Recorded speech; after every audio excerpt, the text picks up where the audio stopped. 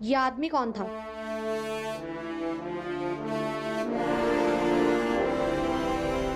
अरे चाहे कोई भी था, हो गई ना तसल्ली? पता चल गया ना सबको? और कोई सवाल है? और कोई दुविधा है? भाई साहब, चलो ललिता, इन बुज़दिलों के बीच रहने से बेहतर है कि हम यहां से कहीं दूर चले जाएं, क्योंकि ये सब लोग एक अटल से डरते हैं।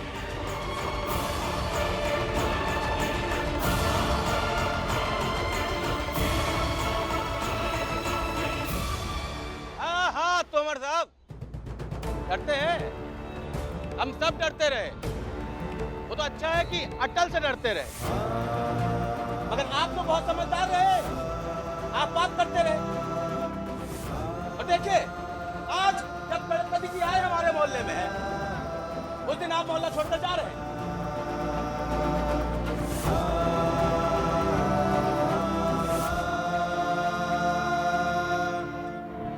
भगवान न्याय करता है, थोड़ा देर सवेर हो जाती है, मगर बहुत देख कर करता है। अभी भी समय है, समझना है तो समझ जाइए, ना भी समझना तो भी ठीक ही है।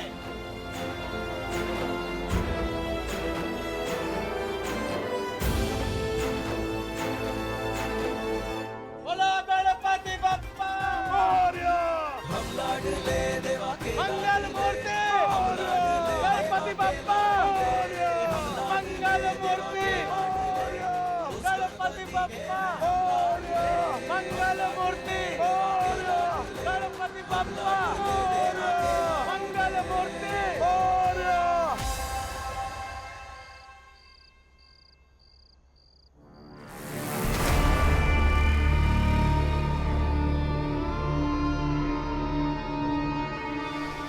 अटल, अटल, अटल बाहर आओ। अटल,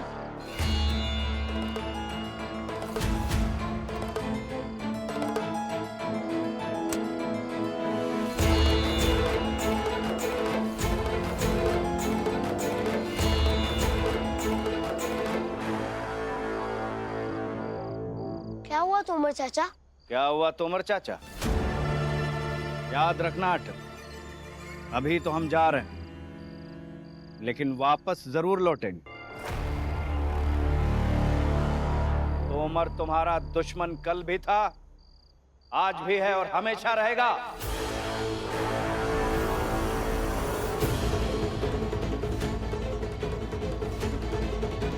समझे अटल? याद रखना, हम लोग इतनी आसानी से हार मानने वाले नहीं हैं।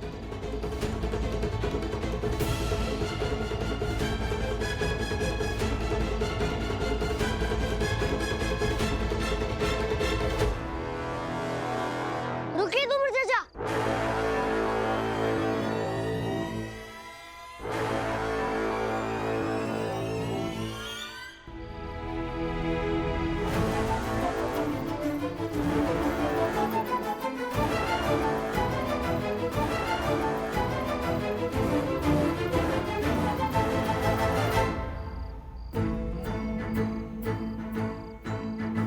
भारत की संस्कृति की संस्कार ये है कि जाने वाले को विदा साफ मन से करना चाहिए। विजय तिलक लगाए जो। और तोमर चाचा, आपको बचपन से चाचा कहते आए हो, इसलिए आशीर्वाद ले रहा हूँ। के गर्भ से ज्ञान और तर्क से अखंड। और बात रही मेरी शत्रुता की, राष्ट्र के सृजन। तो अटल का कोई शत्रु नहीं है। मैं गलत विचारों से लड़ता हूँ, व्यक्ति से नहीं। तो मिलेगा बल, तेरी रोशनी से हिंद है हुआ प्रबल। और मैं भगवान से प्रार्थना करता हूँ कि आप जहाँ जाए वहाँ खुश रहें। सूर्य सा अटल। और हो सके तो भारत माँ और भारतवासियों की सेवा सच्चे मन से कीजिएगा।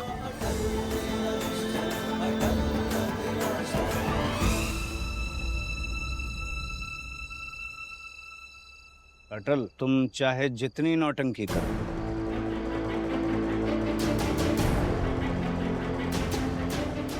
छोड़ूंगा नहीं तुम्हें।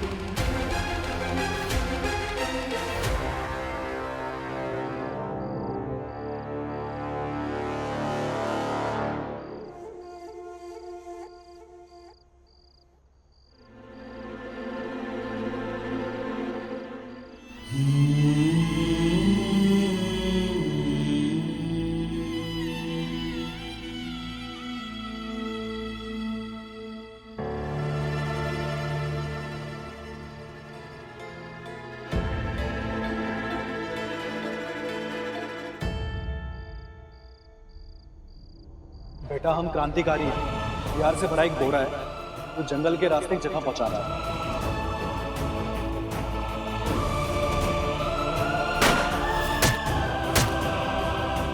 हम क्रांतिकारी हैं। रोज सुबह देश के लिए मरने की ख्वाहिश लेकर जागते हैं।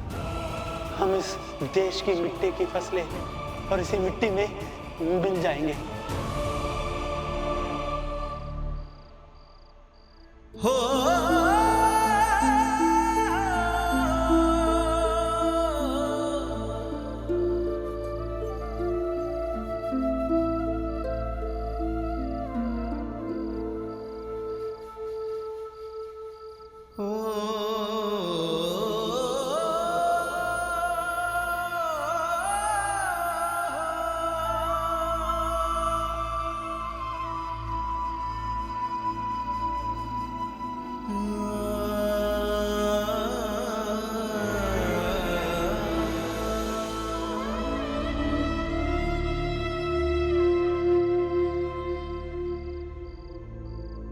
क्या कर रहे हो? महसूस कर रहा हूँ, इस मिट्टी को महसूस कर रहा हूँ।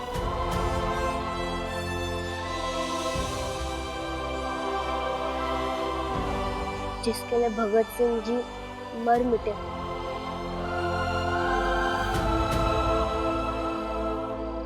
माँ, आज जब मैं गोलियों के बीच से गुजर रहा था, तो गोलियों के आवाज से मुझे एहसास हुआ, ये एहसास हुआ कि इस मिट्टी में कुछ तो है, जिसके लिए सारे क्रांतिकारी गोली खाने को तैयार हैं। वही ढूंढ रहा हूँ।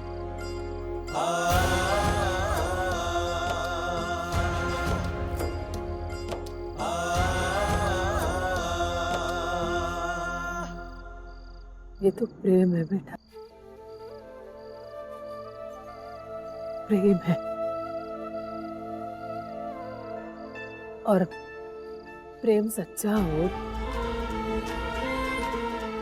तो उसके लिए जान देना कौन सी बड़ी बात है।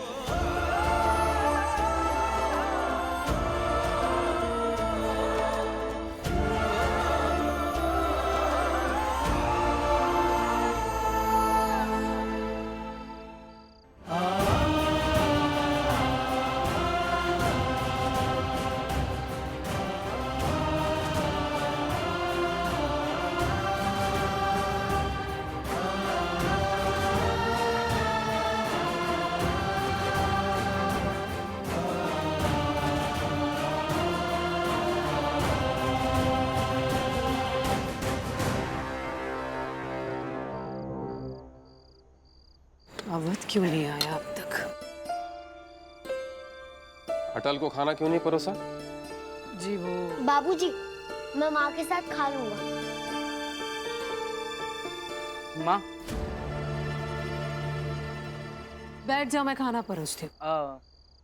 आपने बाबूजी और दादाजी को चिट्ठी के बारे में बताया है ना?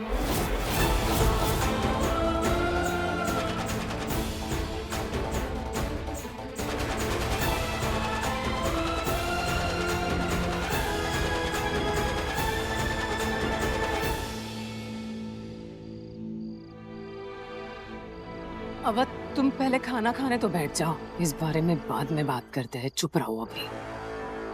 कौन सी चिट्ठियां?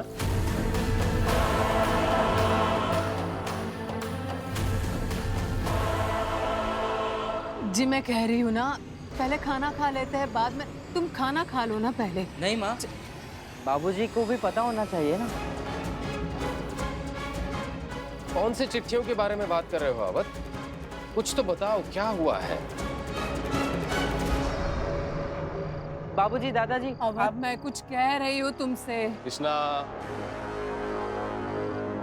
बताने दो उसे। बोलो अवध।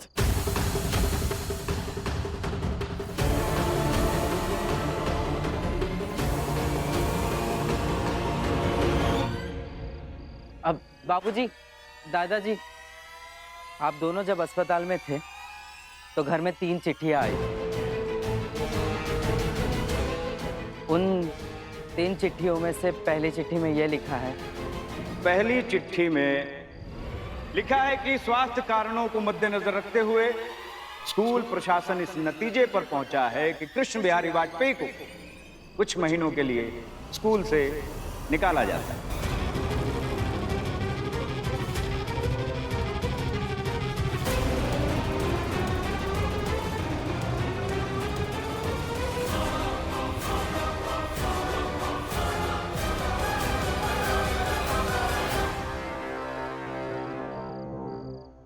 और दूसरी चिट्ठी में ये लिखा है, अगर 2 से 3 दिन के अंदर अटल की फीस जमा नहीं हुई तो उसका नाम स्कूल से काटा जा सकता है।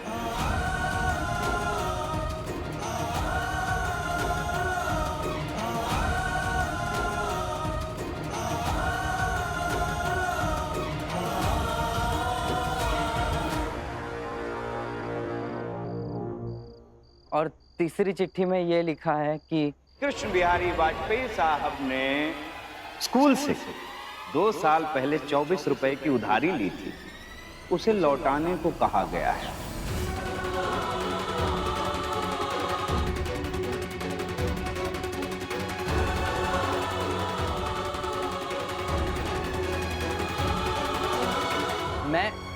मैं बस ये कहना चाहता हूँ कि आप लोग चिंता मत कीजिए, ये सब कुछ मैं कर दूंगा। बस आपको ये वचन देना होगा, ये जो घर में अटल अटल की रट है ना, वो बंद करनी होगी।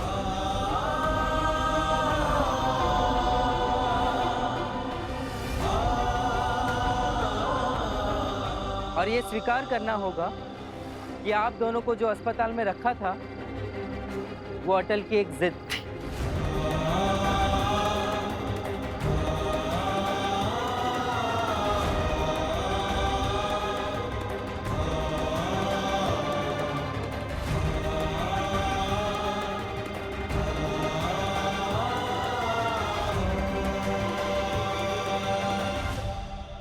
नहीं मानेंगे कोई तुम्हारी बात, मैं मानने नहीं दूंगी। शर्म नहीं आ रही है तुम्हें? हाँ?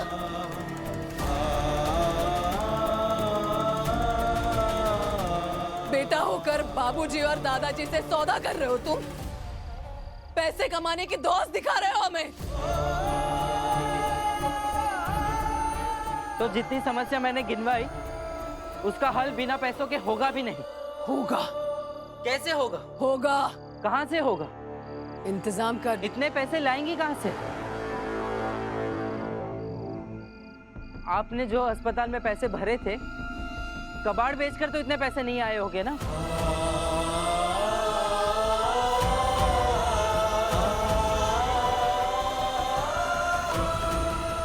जरूर जरूर अटल ने कुछ गलत किया होगा।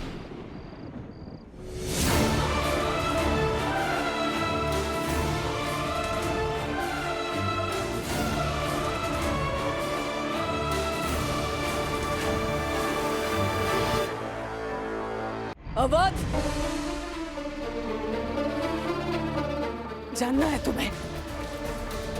मैं बताती हूँ कैसे आए पैसे। चलो। जो भी यहीं पे बताओ। माँ, हाथ छोड़ो मेरा, हाथ छोड़ो। माँ सुनिए। अटल अटल अटल, तुम बहुत छोटे हो बेटा, हर मामले में घुसना ठीक नहीं। माँ और बड़े भैया गए हैं ना बात करने, वो लोग समझ लेंगे। चलो तुम खाना खा लो, आओ। आपने कहा कि मैं छोटा हूँ, लेकिन आप तो बड़ी है ना। देश की समस्या आपको समझनी चाहिए। लोग अंग्रेजों से लड़ने के लिए जान दे रहे हैं और यहाँ हम लोग आपस में ही लड़ रहे हैं।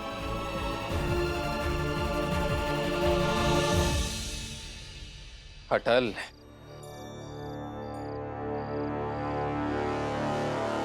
तुमने फिर से क्रांतिकारियों वाली बातें शुरू कर दी।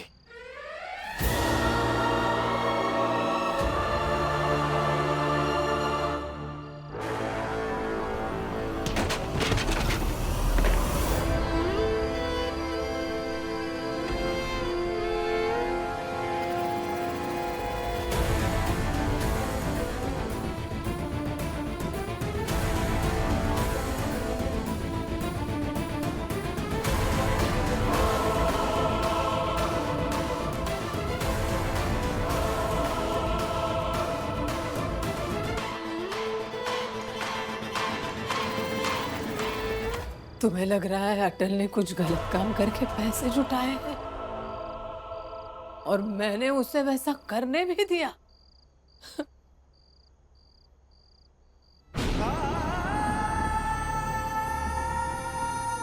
जानना चाहते हो कहां से और कैसे आए हैं ये पैसे? हाँ, जानना चाहता हूँ। हाँ तो सुनो,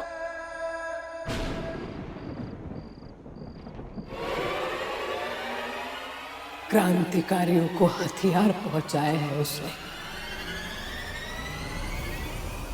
सुनो, क्रांतिकारियों को हथियार पहुंचाए हैं अटल ने। देश सेवा के लिए पहुंचाए हैं हथियार, तब जाकर ये पैसे आए हैं अवध।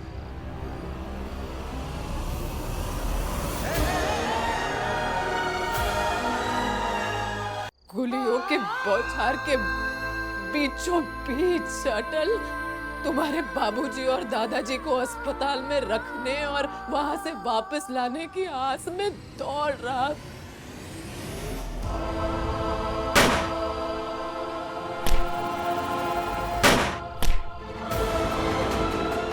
लड़ रहा था दुश्मन से। जान पे खेल आया है वो तुम्हारे बाबूजी और दादाजी के लिए।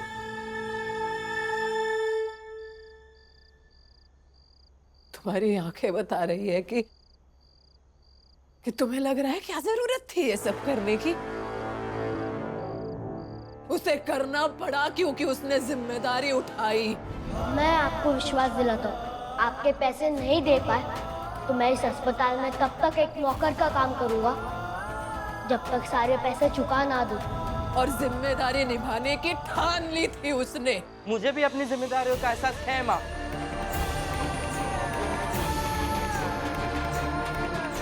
उम्मीद होती है बड़े बेटे से माँ को उम्मीद होती है अवध। अगर सबसे छोटा बेटा बड़ा बेटा बन रहा हो तो उसकी तारीफ ना करें।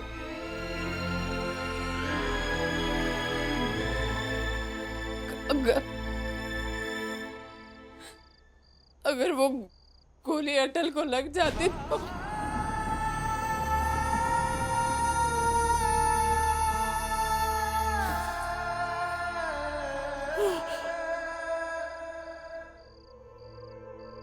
लड़ रहा था, लड़ा वो, अपने दादाजी और बाबूजी को वापस लेकर आया। जो लड़कर जीत कर आया उसे विजेता ना कहे।